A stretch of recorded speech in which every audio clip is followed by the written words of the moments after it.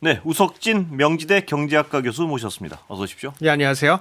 자, 지금 한국 경제 상황, 일단 객관적인 어떤 상황은 어떤 상황인가요, 지금? 상황 뭐 상당히 안 좋죠. 예. 예, 그래서 그동안 좀 사실은 더 안 좋았는데 예. 조금 정부에서 좀 눌러왔던 그런 예. 그런 뭐 상황이 있었는데 예. 이제 뭐 정부도 교체되고 그러니까 이제 그게 쏟아져 나오는데 뭐 연초부터 되게 안 좋았는데 그때 했던 것보다도 지금 한 50% 정도로 다 절반으로 꺾고 있거든요. 예. 예를 들어서 뭐 KDI나 한국은행도 한 1% 후반 예. 이렇게 예측했다가 지금 한 0.8, 0.7 뭐 그렇게 다 예측하고 있으니까 예. 상당히 안 좋고 내용상으로 봤을 예. 때도 상당히 안 좋다 이렇게 예. 봐야 되고 우리가 뭐 대부분이 크니까 뭐 수출이 굉장히 둔화되고 예. 있다는 것도 지금 우리가 다 알고 있는 거고 동시에 그러면 좀 내수가 좀 받쳐줘야 예. 되는데 사실은 내수가 안 좋은데 정부도 아무것도 안 해가지고 내수도 안 좋고 예. 그 내용에는 뭐 투자에 뭐 건설 투자와 설비 투자 이렇게 나눠지거든요. 예. 두 개 다 안 좋고 그다음에 소비는 뭐 민간 소비 안 좋은 건 다 있고 이렇다 보니까 저희 이제 1사분기 때 마이너스 성장을 했어요. 네. 역성장을. 그래서 우리가 계속 성장을 해왔던 나라기 때문에 역성장이 잘 안 나오는데 네. 지금 역성장을 좀 해서 굉장히 어려운 그런 상황이다 이렇게 보고 있습니다. 자, 일단 수출부터 좀 짚어볼까요? 수출은 이 관세 전쟁 굉장히 어떤 여파가 크죠? 어떻습니까, 보시기에? 지금 뭐 트럼프 뭐 취임하기 전부터 예. 예고됐었는데 트럼프가 이제 뭐 1월에 취임하면서 이른바 이제 상호관세 뭐 이런 거를 예. 부과하고 우리나라도 지금 한 25% 원래 있던 관세 우리 뭐 그 한미 FTA가 있기 때문에 관세가 거의 없었는데 거기다가 추가로 25% 맞았는데 그게 일본보다 조금 높은 수준이었고 거기에다가 또 특별한 물품에 대해서도 관세 약간 철강이라든가 자동차라든가 반도체도 예고가 돼 있고 막 이러기 예. 때문에 뭐 정치는 없었고 우리나라뿐만 아니고 뭐 EU나 중국도 뭐 엄청나게 이제 힘들어서 예. 전 세계적으로 이제 교육량이 좀 줄었어요. 예. 그러다 보니까 우리나라는 이제 교육에 있어서 쌍둥이 교육이라고 부르는데 미국 관세가 오르니까 우리 수출이 안 되고 예. 그리고 우리는 또 무역 그 수출 구조가 중국의 중간재를 수출해가지고 네. 중국이 이제 다시 미국에 수출해 줘야지 그 수요가 있는 건데 파생 수요가 있는 건데 중국도 뭐 엄청나게 두드려 맞다 보니까 우리가 중국에 수출하는 것도 굉장히 줄어들었거든요. 예. 그래서 뭐 전체적으로 수출도 감소했을 뿐만 아니라 미국에서 한 3% 중국에서 한 4% 감소해가지고 예. 줄어들었다. 그리고 특히 미국에 관해서 봤을 때 주력 품목에 우리가 뭐 자동차, 뭐 가전, 철강 이런 예. 것들은 뭐 자동차는 한 30%, 32%, 가전은 25%, 철강은 한 20% 급감해가지고 5월 기준입니다. 그래서 상당히 좀 어려운데 이게 뭐 어떻게 해결될 그래서요? 그 조짐이 보이지가 않아가지고 상당히 걱정이고 그리고 이제 새로운 정부 들어서지 않았습니까? 예. 근데 지난 이제 이 정부 전에 최장목 한덕수 요 권한대행 시절에 2+2 회담하면서 테이블 위에 어떤 아젠다들을 올려놨는지 그때 약간 상당히 좀 우리 경제로서는 굉장히 어려운 요구들을 좀 받았다. 그런 내용들이 있어가지고 앞으로 전개가 좀 걱정되는 건 사실입니다. 예. 돌파구를 어떻게 찾아 나가야 되나요? 수출 부분은 일단. 근데 뭐 이제 긍정적인 뭐 측면도 좀 있어요. 왜냐면 이제 미국도 이 여러 가지 그 세계의 그 소위 말하는 밸류체인이 다 연결되어 있는 건데 관세 전쟁을 시작하게 되니까 미국 경제도 굉장히 어려워지고 그렇겠죠, 당연히. 불확실해져가지고 심지어 이제 머스크하고 그 트럼프 사이도 멀어지는 이제 그런 사이가 됐는데 그러다 보니까 이제 트럼프도 이 소위 말하는 무역 전쟁, 관세 전쟁을 이어갈 수가 없고 지금 전리품이 좀 사실 좀 마땅치가 않고 최근에는 이제 중국과 시진핑하고 이제 통화도 했거든요. 사실 트럼프 하면서 이제 소위 말하는 제네바 이제 합의라는 거를 했는데 거기에서 이제 살짝 우리 다 한 발씩 물러서자. 그래서 기존에 막 뭐 125%막 이렇게 했던 관세도 조금 내리고 30% 내리고 중국도 한 10% 정도 내리고 중국이 이제 굉장히 그 거센 무기를 갖고 있었던 게 히토류라고 하는 그런 이제 물질을 수출을 해줘야지 이제 뭐 미국의 첨단 산업도 먹고 사는데 그거를 수출을 금지를 시켰거든요. 그러다 보니까 너무 괴로워서 서로 이제 중국은 이제 히토류 수출을 좀 재개해주고 미국은 중국 유학생을 받는다라는 차원에서 일단 한 발씩 발 빼자. 그래서 지금 뭔가 좀 화해 국면으로 지금 가는 거 아니냐 이렇게 보고 있고. 예, 수출도 그렇다면 우리 수출도 좀 어떤 활로가 생기지 않겠느냐 이런 기대를. 그러니까 우리도 그거와 이제 준해서 예. 좀 좋은 어떤 실마리를 풀어갈 수 있지 않을까 이런 기대가 있는 동시에 이제 제가 개인적으로 예. 걱정하는 거는 미국도 트럼프도 지금 사실은 전쟁에 나선 거거든요. 예. 무역 전쟁에 나섰는데 지금 전리품이 없습니다. 그래서 그걸 우리한테 요구할까 봐요. 그러니까 저도 걱정되는 게 예. 그 우선 교육국 5나라 중에서 예. 우리나라가 제일 취약하거든요. 예. 제일 취약하고 특히 우리나라는 또 한반도에 이 미군 주둔 예. 문제하고 뭐 북핵 문제 이런 게 있기 때문에 우리가 쓸 수 있는 이제 레버리지가 그렇게 많은 건 아니거든요. 예. 그래서 취약할 수밖에 없고 그러다 보니까 전리품을 얻겠다 그러면은 가장 취약한 데서 특히 미국, 일본이 조금 예. 취약하니까 그리고 뭐 자동차 반도체 우리가 되게 크지 않습니까? 근데 일본은 자동차 걸려 있고 대만은 반도체만 걸려 예. 있는데 우리는 둘다 자동차 반도체 모두 걸려 있기 때문에 상당히 취약한 걱정입니다. 위치이기 예. 때문에 아무래도 조금 내주는 선에서 예. 뭔가 좀 협상을 좀 타협을 봐야 되지 않을까 이제 그렇게 좀 기대를 하고 있습니다. 자, 수출도 걱정인데요. 내수가요. 내수가 지금 우리 어떤 이 상황이 굉장히 안 좋은 상황이죠. 지금 어떻습니까? 지금 내수가 뭐 상당히 안 좋은 거는 예. 뭐 꽤 됐고요. 예. 윤석열 정부 들어가지고 예. 계속 안 좋았던 건데 거기에 이제 정부가 어떤 보완적인 조치를 취할 거냐 뭐 예. 이런 문제였어. 예를 들어서 우리 아까 경제 성장 얘기했지만은 지난 그 2, 4분기 마이너스 0.1을 했고요. 예. 그다음 분기 0.1 요번에 마이너스 0.2거든요. 예. 근데 우리가 최근에 성적이 안 좋았다 그래도 분기별로 0.5 정도는 다 했어요. 예.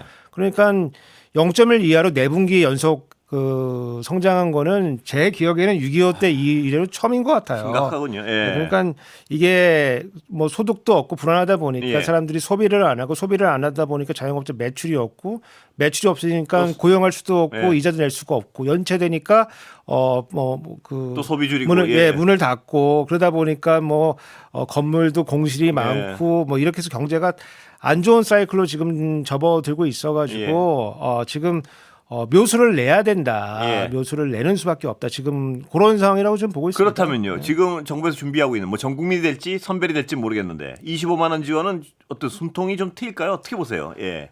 그거는 이제 우리가 이제 타겟을 어떻게 하느냐에 예. 조금 다른데 일반적으로는 이제 추경을 한다 그러면은 그 규모가 이제 뭐 돈을 빌려가지고 보통 하게 예. 되니까 그걸 가장 기묘한 데 이제 쓰게 되는데 예. 보통은 저희 재정 승수라고 해가지고 이걸 넣었을 때 GDP가 가장 많이 늘어나는 부분에 보통을 넣는 게 보통이에요. 근데 예. 지금 양상은 일반 GDP가 느는 게 중요한 게 아니고 자영업자들이 굉장히 그렇습니다. 고통스러운 게 예. 지금 문제이기 때문에 GDP가 조금 덜 늘더라도 자영업자들이 조금 매출을 늘릴 수 있는 방안을 해야 되는데 재정 정책 중에서 자영업자의 매출 늘릴 수 있는 방법은 요 이전 지출밖에 없습니다. 그 소위 말하는 이제 민생회복지원금 혹은 뭐 지역화폐 이런 게 이름은 어마무시하지만은 화폐 이렇게 붙어서 좀 어마무시하지만 사실 소비 쿠폰이거든요. 소비 쿠폰을 줘가지고 기간 정해놓고 단기간에 이제 소비에 나서도록 한다. 근데 다만 방법이 이게 공무원들이 다니면서 쓰는 건 아니니까 이 돈을 다 쓸 수는 없고 가게에 돈을 집어넣고 가게가 소비에 나서게 쓰게 하니까 가게는 조금 복잡하거든요. 그래서 일부 가게는 저축을 좀 돈을 남겨놓기도 합니다. 그래서 효과성은 있어요. 들어간 만큼 이제 지출이 늘어나는데 다만 효율성이 조금 떨어질 수가 있어요. 근데 보통 때는 저희가 우리가 뭐 우리 지난 대선 토론에서 나왔지만 한계 소비 성향이 그런 지표를 쓰는데 한 15%에서 한 20% 정도 된다고 봐요. 근데 코로나 때는 이게 올라가가지고 한 70% 정도까지 올라갔거든요. 그 지금은 그 사이 어딘가에 있을 거라고 보면은 한 40-50% 정도 될 거라고 예상할 수가 있는데 그래서 나머지는 저축으로 좀 가긴 간다. 하지만 방법은 이것밖에 없다. 다른 방법이 없다. 다른 방법이 없습니다. 없으니까요. 없습니다. 그리고 또 그 소비도 그래서 기간도 정해놓고 대상도 정해놓고요. 대상도 정해놓고 예컨대 너무 큰 백화점이나 이런 데는 못 쓰게 하고 아니면 온라인이나 이런 매출은 조금 줄이고 막아놓고 그 지역에서 직접 돈 내고 살 수 있는데 있게 그렇게 하는 이제 제한적인 방법을 쓰게 되는데 이게 이제 한 가지 단점이 예. 아까 그 이전지 치료라고 말씀드렸는데 이게 기간을 정해놓으니까 그 기간에 다 써야 되지 않습니까? 예. 그래서 지금 만약에 이제 여름에 풀리게 되면은 예. 겨울에 쓸 것도 땡겨서 쓰는 경향이 좀 있어요. 예. 예컨대 예. 뭐 내구재를 쓴다든가. 예. 그렇게 되면 겨울에 또 다시 줄어들 그렇죠. 것이다. 예컨대 이거죠? 1년 예. 중에 쓸 건데 예. 예를 들어서 코로나 때 보면 안경을 또 사람들이 많이 바꿨습니다. 예. 그러면 이제 이후에 되면은 그거는 조금 떨어지게 되니까 예. 눈으로 볼 때는 가시적으로 효과는 되게 있어 보이는데 1년을 이렇게 정산해 보면은 예. 그만큼은 효과는 안 나는 이런 그건 단점이 어떤 있습니다. 소비처를 좀 더 세밀하게 조정할 수는 없나요? 그런 그거는 이제 부분? 가게가 굉장히 복잡한 결정하기 때문에 예. 뭐 정부가 그것까지 정하지 할 수 있는 데는 예. 이제 한계가 있고 한계가 있다. 다만 예. 요것밖에는 지금 답이 없다. 저는 이제 예. 그렇게 보거든요. 물가 문제는 걱정 없습니까? 이게 이제 예. 이렇게 그 돈을 해서 경제를 돌리는 건 좋은데. 그러니까 단기간에 이제 가게가 소비에 나서게 예. 이제 정부가 밀어내는 거거든요. 예. 그러면 단기간에 물건이 막 팔리게 되니까 이제 자영업자들도 사람들 고용해야 되고 그리고 재료도 사야 되지 예. 않습니까? 그럼 단기간에 사람 더 고용하고 뭐 부자들도 사야 되니까 예. 그 가격이 오를 수밖에 없어요. 예. 그래서 이거는 정도의 문제입니다. 오르기는 오르는데 예. 이거를 어떻게 규제할 거냐. 그래서 예를 들어서 모든 가게들이 당합해서는 못 올린다. 그래서 공정거래 이슈로 갈 수도 있고 예. 아니면은 우리가 지금 수요가 별로 없는 상태이기 때문에 예. 이때 밀어내는 거는 가격 물가를 그렇게 많이 올리지는 않는데 이게 한국은행의 판단입니다. 예. 한국은행이 지금 시점에 이 추경을 하는 것은 한 2주에서 3주 정도 될 것 같은데 예. 물가에 큰 영향을 주지 않는다고 우리는 본다. 이렇게 예. 뭐 며칠 전에 의견을 밝혔습니다. 그래서 물가 걱정 크게 하지 않는데 예. 이게 뭐 하나의 단점이 뭐냐면은 이렇게 수요가 생기면은 지금 바로는 오르지 않는데 내년 정도 되면 이게 살짝 물결이 이렇게 파도가 오는 것처럼 이제 예. 오기는 옵니다. 그래서 소폭의 물가 상승 압력은 온다. 없는 건 아니다. 온다. 정도의 문제라 이 말씀. 정도의 문제인데 지금은 작년에 비봤을 때는 올해가 훨씬 낫다. 예. 이렇게 보고 있죠. 그래도 낮대니까 다행입니다. 예. 안 오른다는 건 아닙니다. 오릅니다. 예. 예. 저건 어떻습니까? 자영업자 비탄감 부분. 예. 요거는 이제 그 뭐 상당히 좀 어려운 결정이에요. 근데 이거는 우리 코로나 때로 한번 돌아가 봐야 예. 되는데 코로나 때 우리 사회적 거리두기 하면서 예. 영업 시간 제한 같은 거를 많이 두지 않았습니까? 예. 그래서 자영업자가 사실은 자기 영업권을 내놓은 거거든요. 예. 그래서 그런 차원에서 봐줘야 돼요. 네. 그래서 다른 나라 그러니까 선진국들은 보통 재정을 엄청 많이 풀었습니다. 네. 그래서 그랬었죠. 돈을 예. 주면서 아니면 꿔준 것도 예컨대 뭐 미국의 PPP라는 프로그램이 있었는데 네.